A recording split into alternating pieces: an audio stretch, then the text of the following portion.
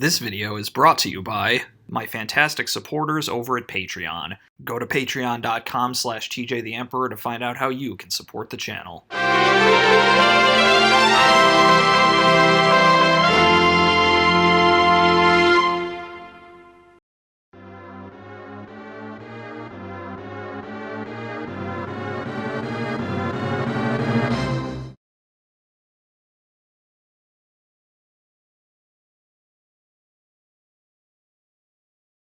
In 1990, Nintendo released their 16-bit Super Famicom, and shortly thereafter, Quintet, partnered with Enix, released their debut work, ActRaiser.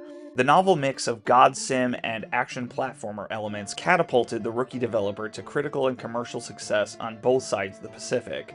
Given that success, it would have been easy for Quintet to just rest on their laurels and make another ActRaiser. But instead, Soul Blazer, Quintet's sophomore work, was released in January 1992 in Japan and November the same year in North America. The plot, as given by the game's prologue sequence, is as follows. The frail empire is ruled by King Magritte. Magritte is a good king, but nevertheless he has a fatal flaw: greed. And that greed caused him to kidnap the world-renowned scientist Dr. Leo so he could build a machine to summon an evil entity called Death Toll. Death Toll and Magritte make a deal. Magritte will get a gold piece for every living thing he captures for Death Toll, and soon enough, the world is entirely devoid of life. In response to this, a deity called the Master sends his servant to restore the world to its former glory. Now, alright, I know what you're thinking. You said Soul Blazer wasn't going to be just another ActRaiser, but what you described sounds almost exactly like ActRaiser. And I admit, on the surface, the plots of the two games do sound very similar. An evil being wreaks havoc on civilization, and in response, a divine being called the Master sets out to banish that force of evil and set the world in order. Actually, before I go any further, allow me to make a slight digression. The similarities between Quintet's games have caused some fans to believe they're all directly connected. Indeed, their three action RPGs are commonly linked together in what fans call, depending on who you ask, the Quintet Trilogy, the Soul Blazer Trilogy, or the Heaven and Earth Trilogy. Just to be clear, there is no direct connection between any of their games. All they share is a common thematic focus and the occasional recurring character, but those recurring characters don't even have any greater significance beyond just being a reference. It's kind of like if you were to argue that every Final Fantasy game takes place in the same world because they all have chocobos in them. It's not so much that, it's more that Square is just trying to establish a continuity of design throughout their games. Anyway, digression over. Despite these superficial similarities between ActRaiser and Soul Blazer, the games have a number of significant differences setting them apart. ActRaiser, as befitting a game where you play as a literal god, sees you interact with the world from the vantage point of extreme distance. Though you do occasionally talk to your followers, the focus is never on the individual, but instead on the progress of civilization itself. This is not meant by any means to be a criticism, this was the developer's intent after all, but a game with a point of view this cosmic is not going to feel super personal. In Soul Blazer, the perspective is the exact opposite. You're not the Master, you're one of his servants. You're not looking down on the world from high atop your sky palace, you're in that world, and you're going to be interacting with everyone in it.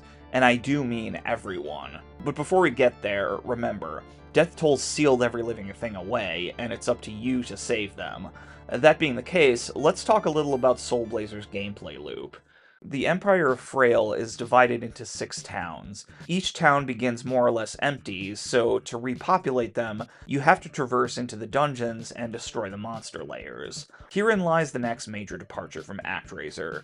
Rather than being a straightforward action platformer, Soul Blazer is an action RPG, a return to the roots for director Masaya Hashimoto and writer Tomoyoshi Miyazaki, who previously created Falcom's legendary Ys series. In fact, it feels like Quintet took a lot of design inspiration from those early Ys games. Hell, even the inventory menus look similar. Hashimoto has gone on record saying that he designed Soul Blazer in such a way that you wouldn't need instructions to play it, mirroring his desire to create an accessible action RPG when working on Ys, and in this, he more than succeeded. Combat in Soul Blazer is very, very simple. You can swing your sword in one direction only, or you can hold it in front of you and ram into the enemies. This system has been criticized by some as perhaps being too simple, but honestly, I never had much of a problem with it. See, the enemies you encounter tend to move and spawn according to a set pattern, and taking that pattern, the movement of your sword, and the placement of objects in the dungeons in mind, it becomes very easy to break this game. Actually, I hesitate to even call it breaking the game, as it feels like the intent of the developer for you to discover these ways of steamrolling through the enemies. There are a number of boss battles, I recall, as seeming almost impossible during your first attempt, but once I figured out how to exploit their movements and attacks, they went down easily. So much of combat seems centered around exploiting these weaknesses, and I loved that. What I didn't love, on the other hand, is the magic system. Like in ActRaiser, you'll learn a number of spells throughout the game, which is fine, but it's the way those spells are cast that annoys me. See that glowing ball of light that circles around your character? That's what fires off your magic. You have to wait for it to get in the right position if you want to hit your target. This made the entire enterprise of spellcasting feel annoying, and for most of the game, unless I absolutely had to use magic, I stuck to swinging my sword. I would much rather have just had a basic fire the spell in front of you system than what we're given here. But honestly, that's the only part of dungeon exploration I didn't really like. The rest was a lot of fun. Basically, here's what you're going to be doing. In each area, there's a number of monster layers that, surprise surprise, spawn monsters. Defeat all the monsters from that layer, and you destroy it. Step on it, and something in the town is restored.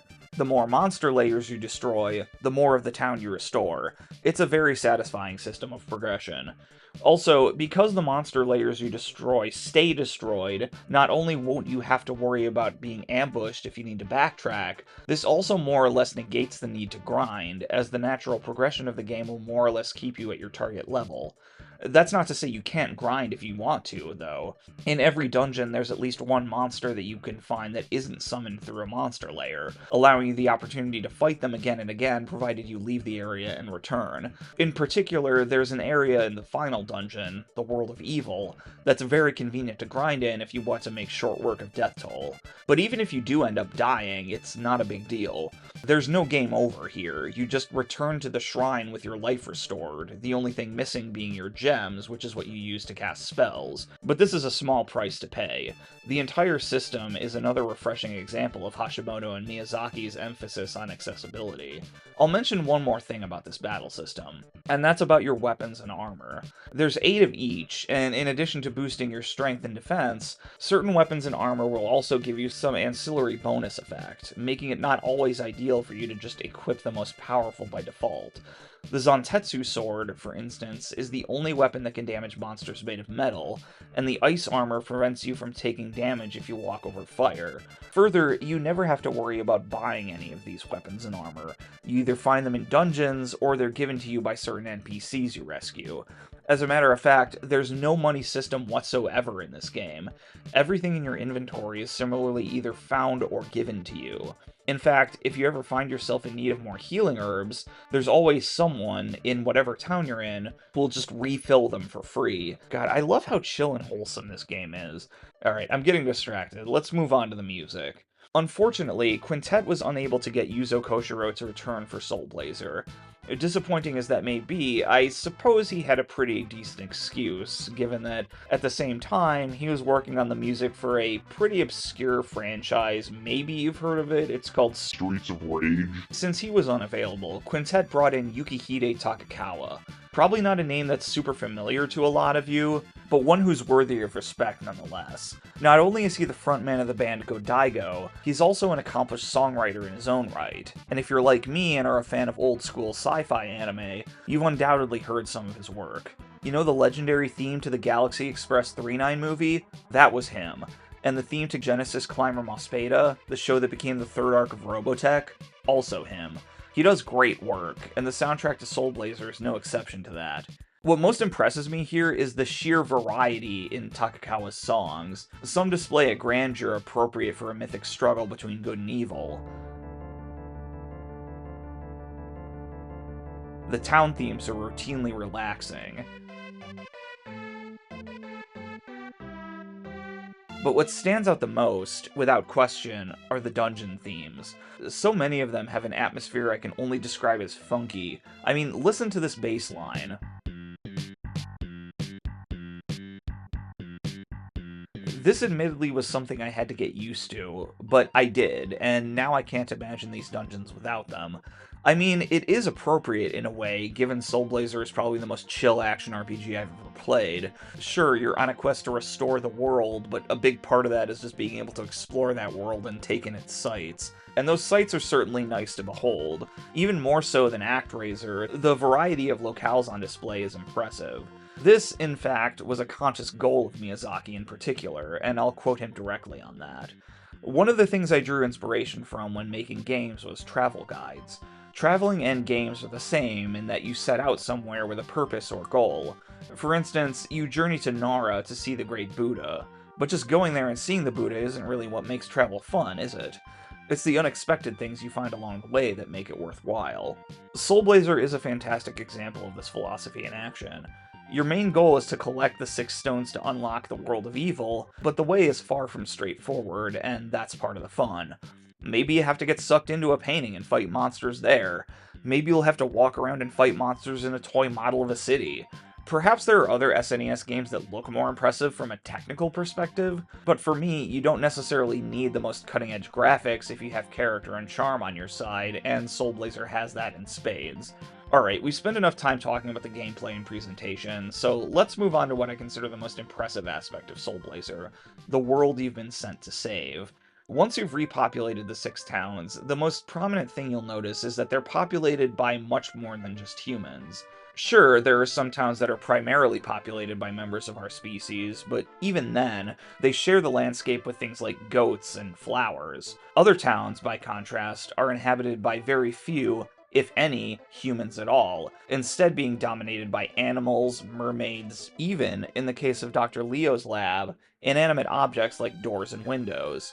As a servant to the Master, you're able to talk to all these non-humans, and at no point does the game regard this as odd.